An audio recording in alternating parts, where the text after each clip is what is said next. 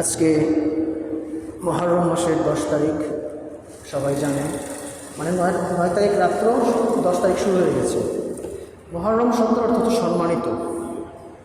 মহান আল্লাহ রাব্বুল আলামিন যখন দুনিয়া সৃষ্টি করলেন, ওই দিন থেকেই মহান আল্লাহ রাব্বুল আলামিনের কাছে খুব সম্মানিত 4টা মাস। একটা হচ্ছে মুহররম, একটা হচ্ছে রজব, আরেকটা হচ্ছে জিলকদ, আরেকটা হচ্ছে জিলহজ। এই 4টা মাস মহান আল্লাহ রাব্বুল আলামিনের কাছে অত্যন্ত সম্মানিত। এখন এই 10 তারিখকে আশুরা বলা হয়, মানে 10ম দিন। এই 10 তারিখের অনেকগুলো ঘটনা আছে এই 10 তারিখ নিয়ে। এর মধ্যে হযরত আদম আলাইহিস সালামকে মহান আল্লাহ রাব্বুল আলামিন এই 10 তারিখে সৃষ্টি করেছেন। তারপর হযরত নূহ আলাইহিস সালামের যে প্লাবন হয়েছিল এই 10 তারিখ, প্লাবনের শেষ সময় ছিল। তারপর হযরত ইব্রাহিম আলাইহিস সালাম ওনাকে যে আগুনে নিক্ষেপ করেছিল এই 10 তারিখে, তো সেখান থেকে তিনি নাজাত পেয়েছিলেন বা মুক্তি লাভ করেছিলেন। তারপর হযরত ইউনূস আলাইহিস সালাম মাছের পেটে ছিলেন, মাছের পেট থেকে উনি এই 10 তারিখে বের হয়েছেন। তারপর হযরত ইউসুফ আলাইহিস সালামের পিতা হযরত ইউসুফ আলাইহিস সালামকে এই 10 তারিখেই খুঁজে পেয়েছেন। তো এরকমভাবে হযরত ঈসা আলাইহিস সালামের জন্ম এই 10 তারিখে।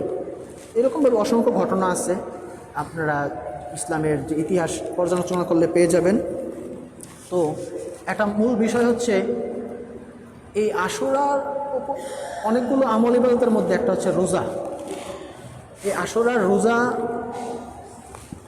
আগে মুসলিমদের জন্য ফরজ ছিল, যা আমাদের যে রমজান মাসের রোজা যখন ফরজ হয়ে গেল, এর পূর্ব পর্যন্ত আশুরার রোজা ফরজ ছিল।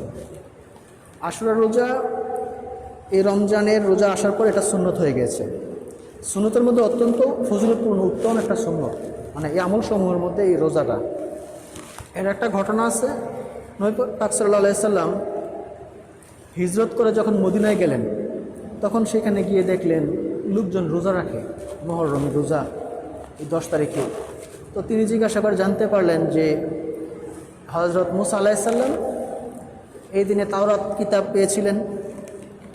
তারপর হযরত মুসা আলাইহিস সালাম এই নীলনদ পাড়ি দিয়েছিলেন এই 10 তারিখে। ফেরাউন যে জালিম ছিল, এই অত্যাচার থেকে ওই বনী ইসরায়েলকে বাঁচাইছিলেন তিনি। এবং এই 10 তারিখেই তিনি তার দলবল নিয়ে নীলনদ পাড়ি দিয়ে ছিলেন, এবং সেই সময় ফেরাউনও এই 10 তারিখেই নীলনদ তাদের সাথে পাড়ি দিতে গিয়ে নিহত হয়েছে। এই জন্য তারা রোজা রাখে। তো নবী পাক সাল্লাল্লাহু আলাইহি সাল্লাম বললেন যে ইহুদিদের সাথে কোনো রকম মিল রাখা যাবে না। তো তোমরা মুহররমের আগে, মানে 10 তারিখের আগে অথবা 10 তারিখের পরে আরও একটা রোজা করে নিও। এটা হাদিস থেকে আমরা জানতে পারি। আরও একটা রোজা মানে 2টা রোজা করতে বলা হয়েছে। হয় 10 তারিখের আগে একটা করবেন, 10 তারিখ তো একটা করবেনই, অথবা 10 তারিখের পরে 11 তারিখে আর একটা করবেন। এই 2টা রোজার কথা বলা হয়েছে।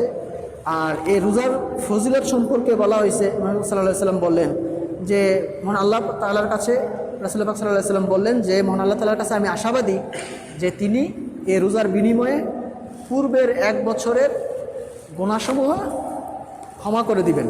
এখন এটা দ্বারা আমরা বুঝতে পেরেছি যে ছোট গুনাহগুলো আছে, কবিরা গুনাহ না, মানে সগীরা গুনার কথা বলা হয়েছে এখানে। এই রোজাগুলো যদি রাখেন তাহলে পূর্বের গত একটা বছর যে রোজাগুলো, যে গুনাহগুলো মানুষ সগীরা গুনাহগুলো করেছে, সেটা থেকে আল্লাহ তাআলা হয়তো ক্ষমা করে দিতে পারেন। যদি কেউ কোনো ব্যক্তি এই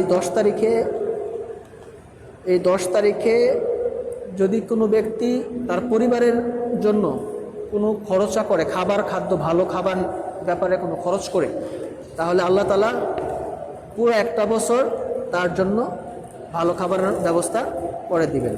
তো ইনশাআল্লাহ আমরা সবাই চেষ্টা করব এই মাসের রোজা রাখার জন্য, ইনশাআল্লাহ চেষ্টা করব। আসসালামু আলাইকুম ওয়া রাহমাতুল্লাহি ওয়া বারাকাতুহু।